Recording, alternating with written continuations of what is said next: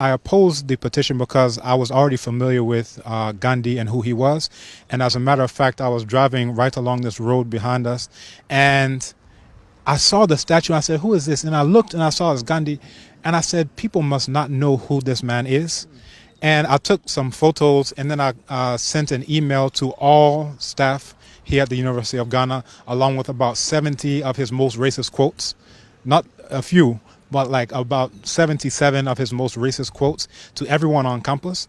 Now, the reaction from most people was, we had no idea. We saw the movie. We thought this is a great guy. The movie, which was sponsored by the Indian government as a piece of propaganda, but that's a sidebar.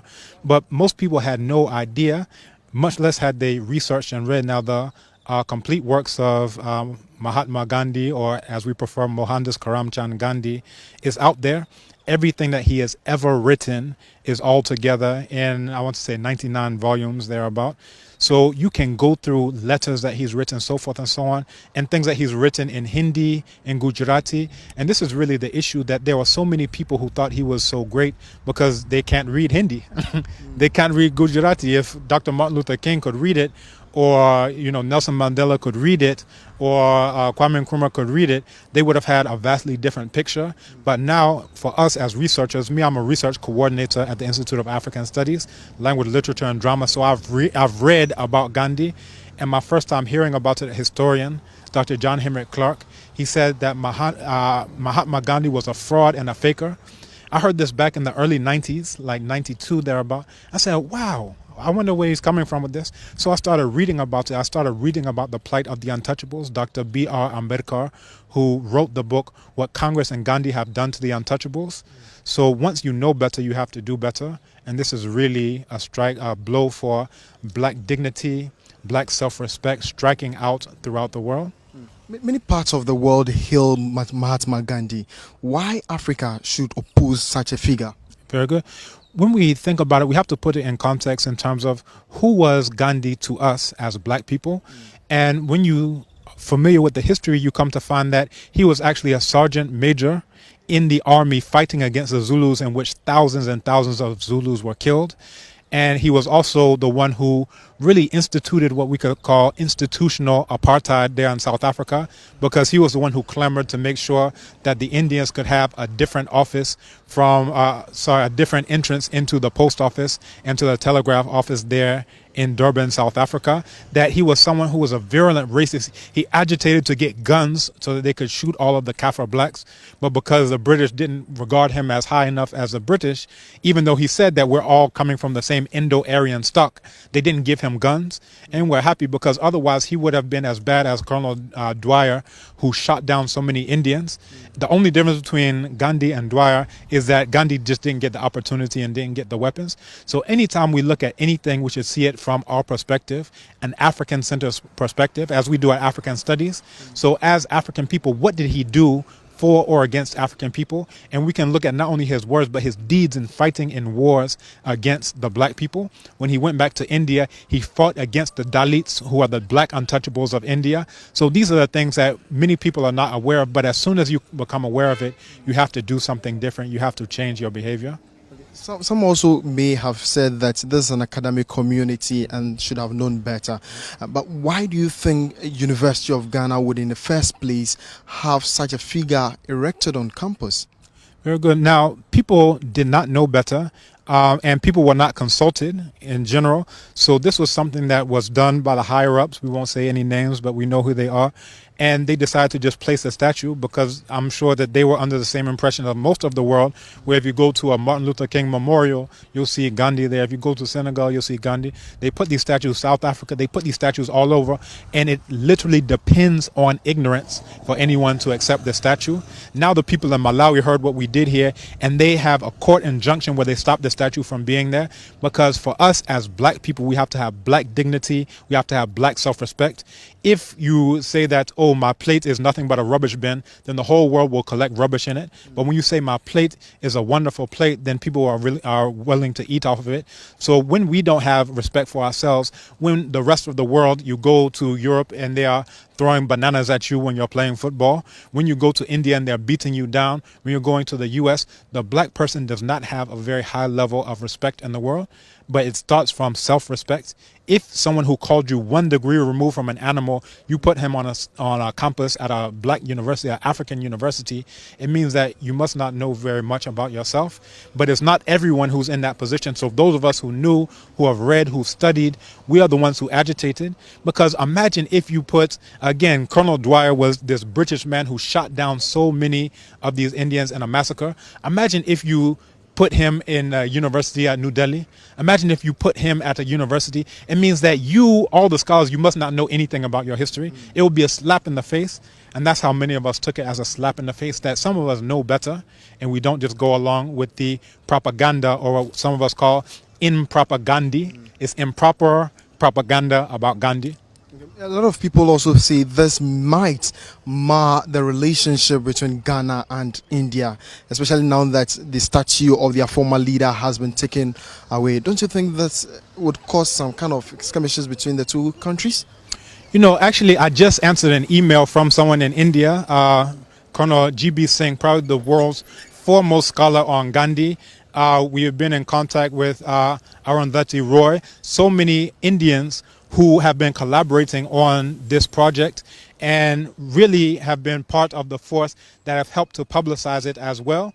Now, what this means is that you have in India, India is not as united as you may think. That you have castes, right? So you have the Brahmins, you have the Kshatriyas, you have the Vaishyas, you have the Shudras. So all of these are the castes that are part of Hinduism on the simple scale, because even in that you have subgroupings. So Gandhi himself was Banya, which is a subcaste of the Vaishyas.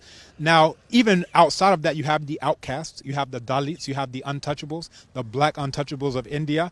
And these are the ones who are downtrodden. So the people of India, there are so many Indian groups, some who have even done videos that are up online supporting us in this, that there are some who have been downtrodden ever since these Indo-Aryans have been crushing them on the basis of they consider themselves to be white, and they know that the indigenous people there are black. And that's part of why when black students like yourself go there to study, they're beaten to death. A man in Congo was beaten to death in broad daylight in India. Why? Because they treat black Africans the same way they treat their indigenous black people there. You understand? And again, Dr. B.R. Ambedkar said that Gandhi was the worst enemy of the untouchable people. So I want you to put these things in perspective. So it's not all of India, it's these upper caste Hindus who have been impressing the black people there in India. So we should not get it marred. So if you have upper caste elites here who are connected to those upper caste white Indo-Aryans, we have to start now questioning these elites. What are you doing, you know, in that relationship with them? Because those of us who are on the ground, the people, we're connected to the black people there in India. We have solidarity with the black people there in India. Okay. So finally, is this the end to the hashtag Gandhi Must Fall movement, especially now that the Ministry of Foreign Affairs has taken over the statue of this individual we are talking about? As I mentioned, in Malawi, they're still fighting. And matter of fact, I got an email from someone from Malawi, Mkotama. He says, we will not relent, you know, congratulations, we will not relent, we will keep the fight. And I said, beautiful, that's all we can expect and all we can hope for. Again, truth has to reign. No matter how popular the lie is, even if a lie takes 1,000 years to go on a journey, in a single day, truth will catch up to it. And that's really what the story of Gandhi is all about. And I'm aware that the government of India has a program through soft power where they're trying to put these statues, they've commissioned this as a government to put these statues of Gandhi all around the world. And we can look at it as their proxy war with China for soft power. If you remember the border dispute that just happened last year, that China is very heavy in Africa, because everyone knows, except for Africans, that whosoever controls Africa controls the world.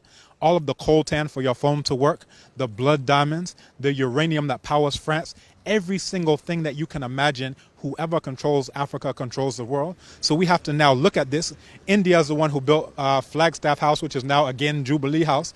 They said that they would give 200 million to make a new parliament building. So what they're saying is that we've bought your president and we've bought your parliament. This is what they're trying to tell us. And then I saw Nanado, who was standing there with a check for $1 million to renovate right after this Gandhi situation came in.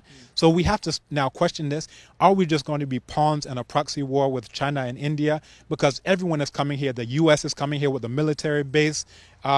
the British, Francophonie, we're hearing all these things. Everyone is rushing to Africa, but many of our youth are rushing across the Sahara Desert to the Mediterranean. What do all these people see that we do not see? What type of education are we getting here if all of our students, our young people, have an unemployed graduate association and can't understand that we have to come together as black people, regardless of location, for black issues of black dignity and black self-respect? So I don't think it's done, because I know that they have many more statues there as they're trying to push in soft power, the Kumkum Baja, all of these things that we're seeing, the Confucius Institute from China. Everyone is trying to get a foothold here in Africa. So I don't think it's done. Not to even say if the ministry wants to erect this particular structure anywhere on the soil of Ghana, it's not necessary? That's a major concern.